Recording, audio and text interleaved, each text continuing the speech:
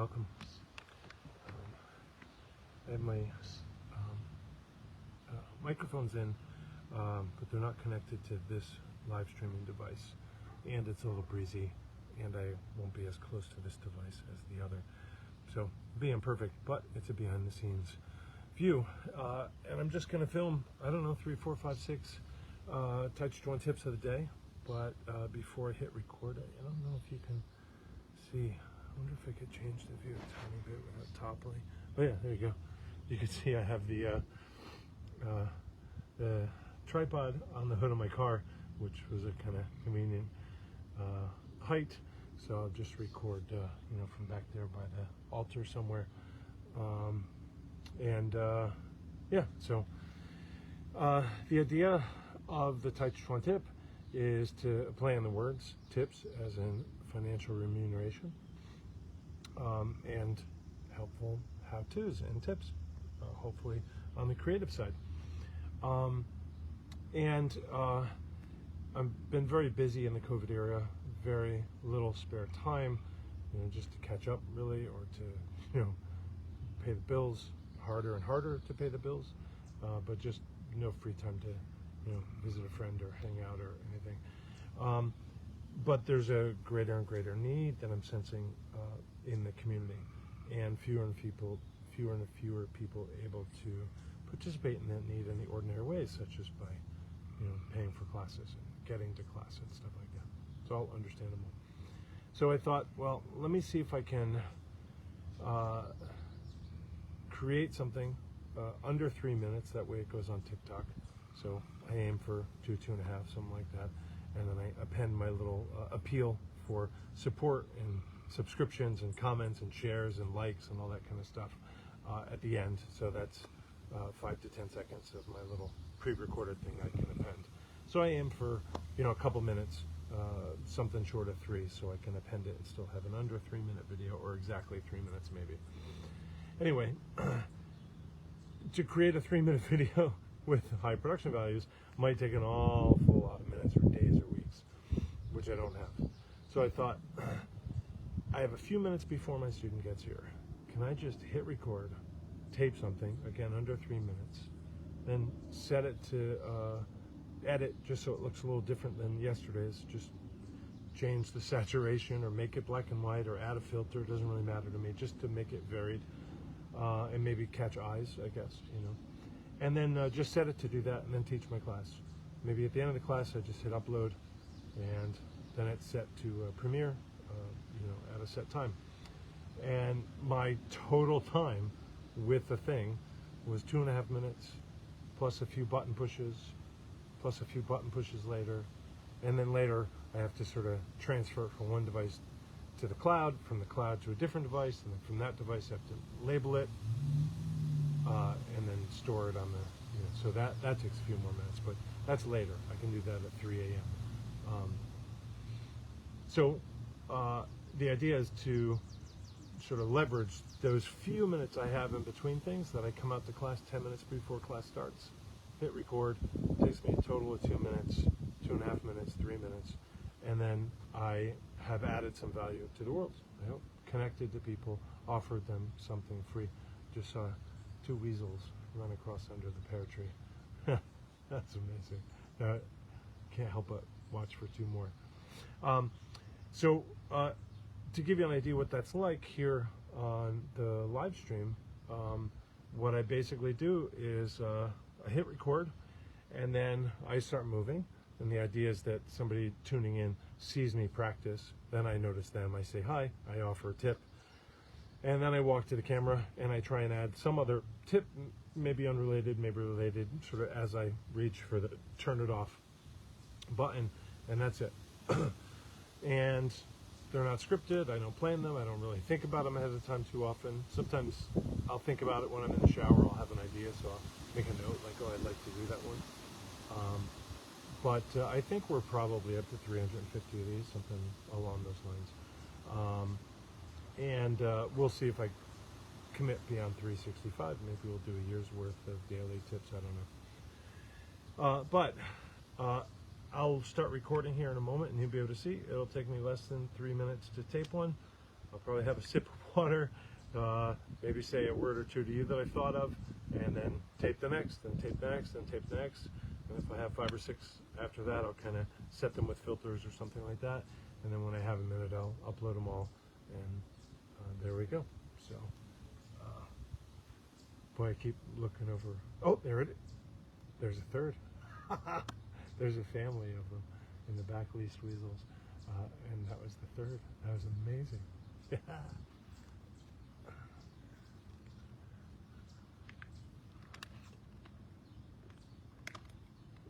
We can set our timers. I usually, or quite often, yeah, probably usually, I'll set a stopwatch on my phone, and I'll set it by the camera, so that as I'm looking to the camera, I can assess, am I running over? And I certainly have shot some of these that run over, and I have to try and edit them. Sometimes I can't rescue that. So we'll give this a whirl, and I'll just hit start now.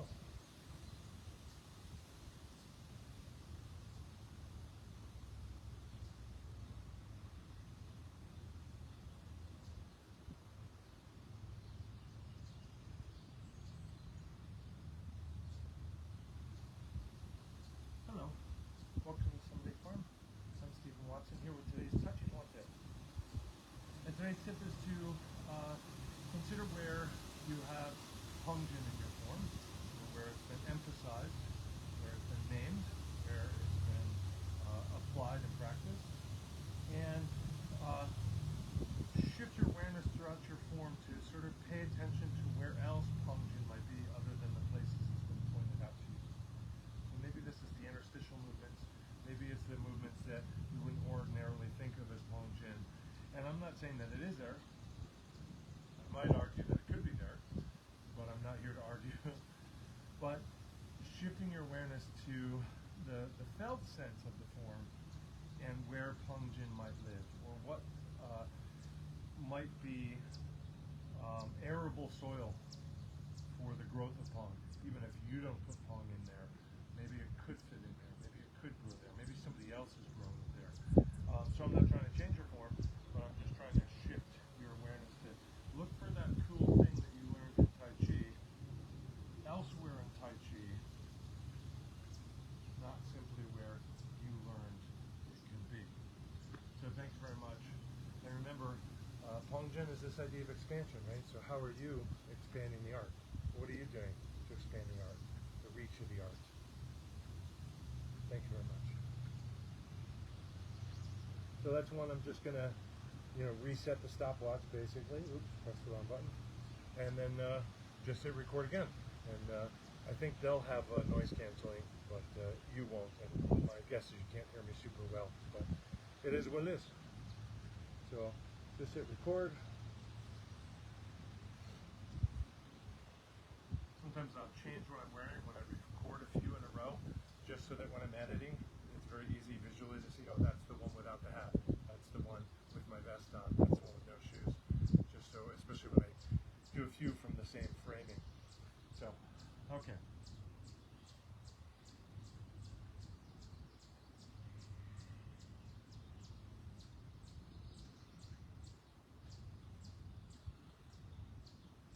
Hello. Welcome to Someday Farm. I'm Stephen Watson, here with today's Tàijíquán Tip. Today's tip is to be practiced in a form or a drill, maybe a two-person set, maybe a spear form or an empty hand form in Tàijíquán. And what I'd invite you to do is look for the appearance of the energy of Lujin, the energy of rollback. And I think you'll find that it lives in many more places than we name as being the Lujin exercise. In fact, I'd argue that it's one of the base energies of Tàijíquán that practically appears every other move, right? Or there's a place for it every other move. There's a place for it really every time that we shift to the rear. And sometimes we're not shifting to the rear, but we're leading to the rear. Like, so I'm advancing here, but I'm doing Lu as I turn and lead to the side and to the rear. So what I'd invite you to do is consider the existence of Lu elsewhere in the form, other than where it's named, And if not just consider, look for, or perhaps apply, right? Let it come to flower elsewhere in the form and see what that feels like. See if it's a fit. Maybe by you trying to put it in there, you'll realize, oh, it is kind of already here. I just hadn't thought of it yet. And that shifts because this is our basic sort of defensive tactic in Tàijíquán. And it's all over the place, right? It's kind of the equivalent of having your hands up when you fight. It's all over the place. And it looks different. Sometimes it's not that perfect traditional way of seeing it, the way that we've seen it when it's taught or when it's named. Well, that doesn't mean it isn't there or couldn't live there. So, thank you back. Thank you very much. And let's do what we can to receive pain in the world and transform it. Let the world be a little bit better place. Or a lot better. Why stop it a little? Thank you and love. Oh, oops, I pressed the wrong. That's the second time I did that. Pressed the wrong button. Okay, so that was 2. I don't think it took that long, but I'm gonna just do another. I think I'll have a sip of my water. If you have a question, feel free to type it. I'll see if I can remember and I'll read any questions. I'll try and address them on the live stream. It's just occurred to me that maybe what I'll do is I'll just change the angle of this a little bit, just to vary it a bit. Put the school in the background a little bit.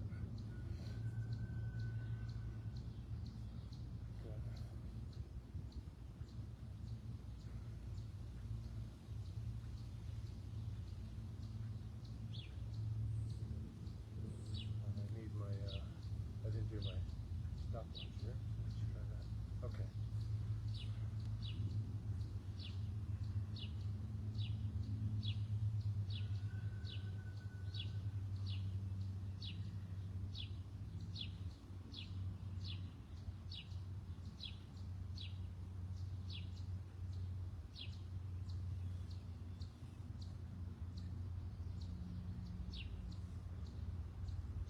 Hello. Welcome to Sunday Farm. I'm Stephen Watson, here with today's Tàijíquán Tip. And today's tip is to consider the named postures, energies, forms in your Tàijíquán form, right? The moves. Right?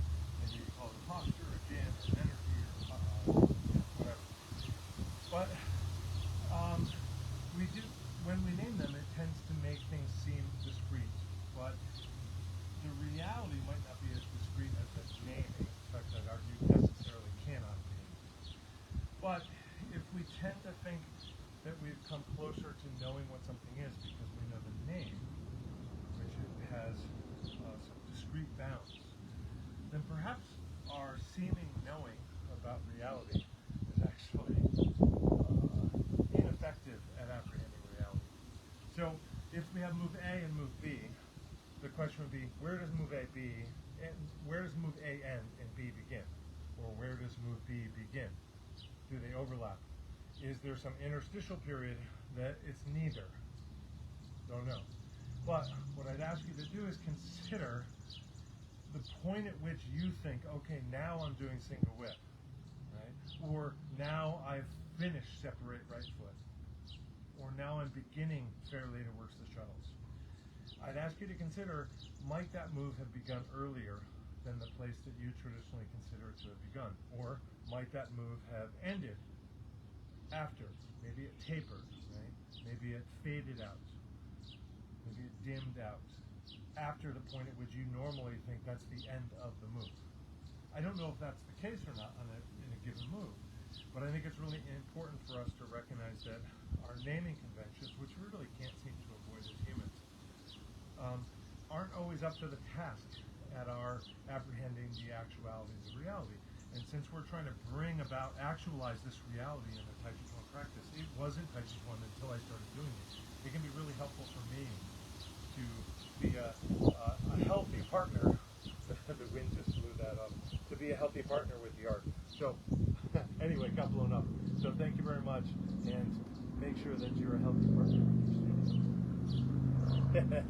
I don't know if it slipped with the wind, or maybe you probably caught it on camera. That's really funny.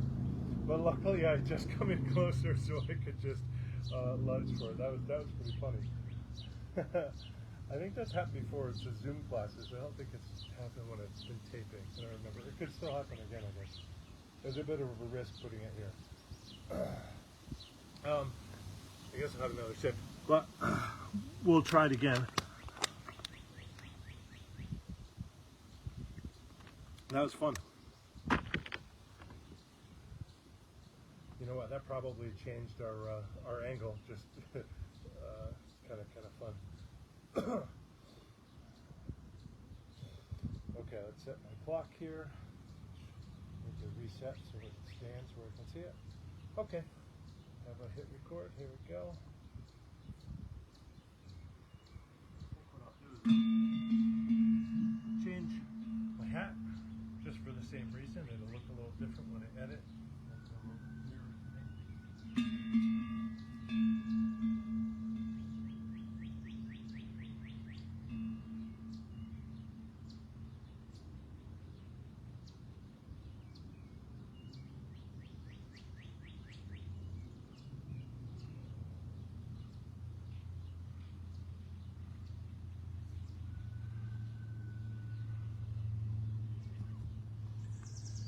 Hello, welcome to Sunday Farm. I'm Stephen Watson here with today's Tàijíquán Tip. Today's tip is specifically designed to work with a form, but it may really be any Tàijíquán form, probably forms outside of the CIMA world, but my expertise is here, so I'll leave it there with Tàijíquán or maybe even SIMA. And the idea is to consider the particular order that the moves come to us, right, down through the tradition, down through the lineages. You know, B follows A, D follows C, F follows E, G follows F, and so forth. But also, F leads to G, T leads to U, V leads to W, and so forth. Or we could say V leads to W and X and Y and Z. Or we could say V leads to Z through the intermediary forms. But I'll just simplify here and say when we're doing move A, which is always followed by move B in our form, consider how move A might be setting up move B. Maybe directionally, maybe shifting the weight, maybe drawing the person in, maybe yielding so that we can attack, maybe weakening somebody through an attack so we can throw. I don't know. But consider, maybe you don't have the answer, like the historically accurate scholarly answer, but consider how move A leads us to move B, right, in a martial sense. But also consider how move B benefits from move A, or perhaps move C benefits from move B and A, if we wanted to complicate it a little bit. But often we think of these things as fairly discrete pieces, these morsels. All right, we're going to do move 17. Here's what move 17 does. The guy starts a fight with you. He's like, maybe you've been in a fight and you've suffered this, suffered that, made him suffer this, finally had an opening, and now you do move 17. So enjoy that, and remember, your teacher's teacher led to you. Have you thanked your teacher's teacher? Thank you. So I don't no idea how well you can hear me, but it looks like we're not falling anymore.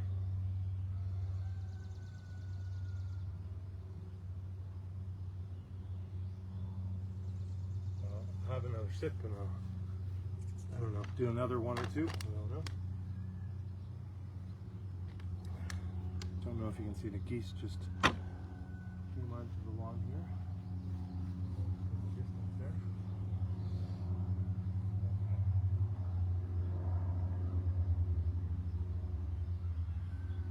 Okay. So you can see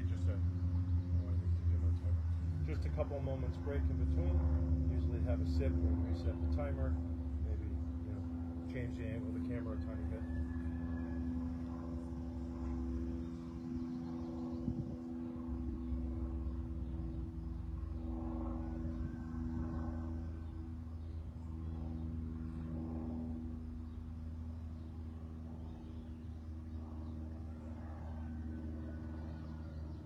Hello, welcome to Sunday Farm. Just getting me coming towards sunset, so it's kind of in my eyes a little bit now. And so probably got a sneeze coming up. But welcome. Thank you for joining us. This is today's Tàijíquán Tip. And today's tip is to consider the linking of multiple moves, such as we see in a form, such as we see in Tàijíquán, for example, Tàijíquán. By the way, stay tuned to the end of the video if you would. You'll see my appeal for donations and subscriptions and help and likes and shares and comments and all that good stuff. So if you would, please, please, please, I appreciate that. And perhaps think about what specific person you know could benefit from this particular tip. And make a personal share. Email to them, write a quick note, text it to them, send them a link. That's a good way towards helping the channel grow. Thank you very much.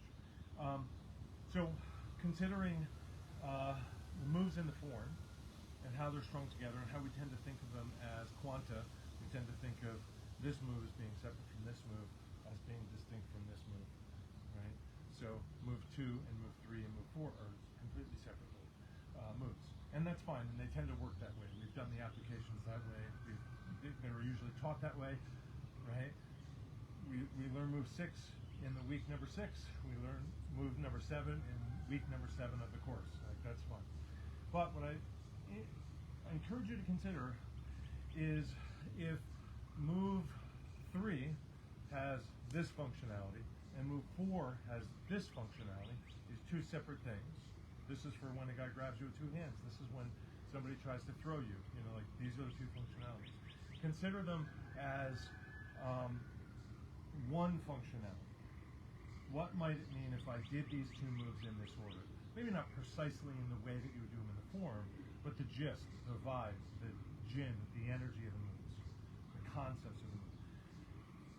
Is it possible that the functionality varies or is expanded in its possibilities, right? So move B really sets up move C. Move B weakens the guy so that move C, which I've learned as a throw, actually makes a little bit more sense because it can be preceded by B. Or maybe move B by itself and move C by itself are 2 separate things, but when I put them together, I can see a much more sophisticated functionality that's presented by the union of the 2 moves. So something to consider, and remember, the union of your heart and your mind is what the art needs. So keep loving, keep thinking. Okay. So that one looked a little bit closer. Oh, that's funny. The wind moved that. So that one looked a little bit closer to overtime. Didn't look too far over. So I don't remember if I took like 10 seconds of babbling before I actually started. But often I'll move for 20 seconds. And then when I find myself over, I'll cut out 10 seconds of my movement so that I have room to have a 3 minutes or under final product. So anyway, that's the thought. Okay, so I think maybe just do one more because this camera's already moved and it's probably going to stop being fun. I'll see if I can adjust it a tiny bit, but we risk having it fall on its face too. So and I think what I'll do is I'm going to just change the view a fair amount this time just for fun. Yeah, okay. So I'm going to reset my timer, even though I don't think I'll be able to see it this time. Yeah, we'll just see. And then I'll hit record. I think I'll wear my hat this time. Just to change it up. Yeah.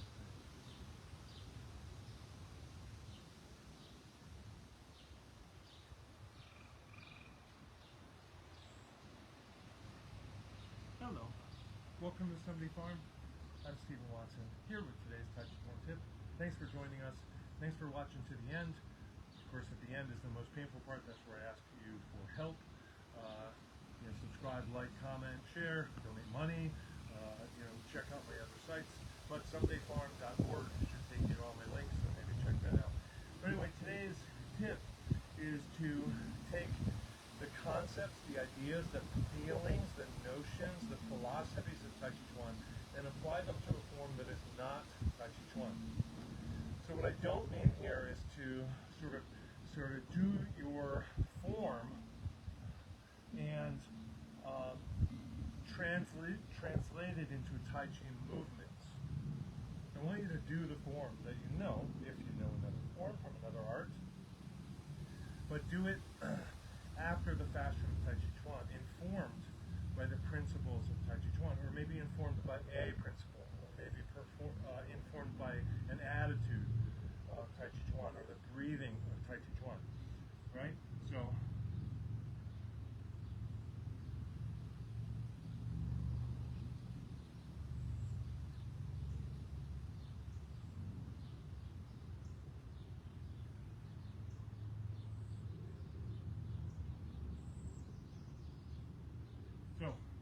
have fun with that. It should be fun, should be a little bit silly, but it might be that your understanding of Tàijíquán actually can illuminate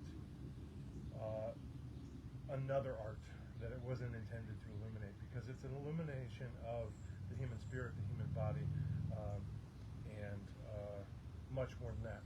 So speaking of illumination, where have you carried your lamp of Tàijíquán? Right? Not just to class. Where else have you carried your lamp? Right? Maybe subtly, maybe not overtly, but where have you evangelized the art? Where have you shown people the value of Tàijíquán that's not in the dojo? Right? What have you shown people that you can let go? Have you de-escalated in life? Right? Have you received stably and nobly? Hard stuff to do. Appreciate you all very much. Thank you, thank you. Okay, I don't know how many there was, but that's a few.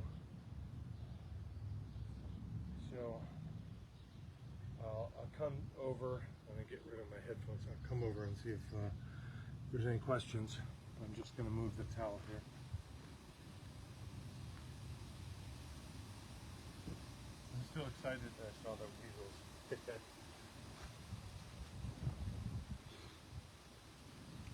Okay, so usually what I'll do is I'll just do, I'm sure you can't really see, but I'll just do an initial very rough edit where I'll just kind of clip off the initial part until I see myself kind of start to move. Like there I am changing my hat and looking at the sun, and I'll just clip that really fast just so that I'm not putting it in to my edit, and I get a better sense of what the actual time of that particular video is. So I'm just kind of, usually I don't have to clip the end because I kind of talk right up until I hit stop, and that's kind of become the, the style guide of this particular series. I don't know if I'm on like 4 or 5 here, but I am with the rulers, so once I'm holding that, that's got to be about the start.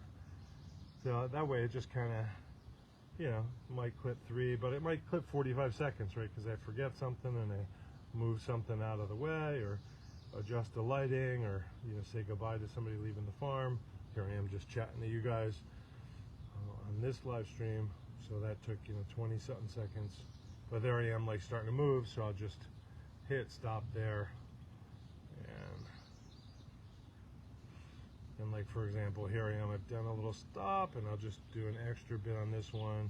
I'll just sort of give it some filter just so it looks a little bit different. That way when I put this down, one of these videos is doing, a little bit, and there's an old one that's, I guess, old for me, but it will be new to you maybe in a couple weeks when it goes live. My favorite part, I can take these out. Back to feeling a bit natural. Anyway, nice catch. How's it playing? Lu Jin and Bien. Yeah, that's it. The armbar in Black Dragon is Lu Jin. So I don't see any comments that I need.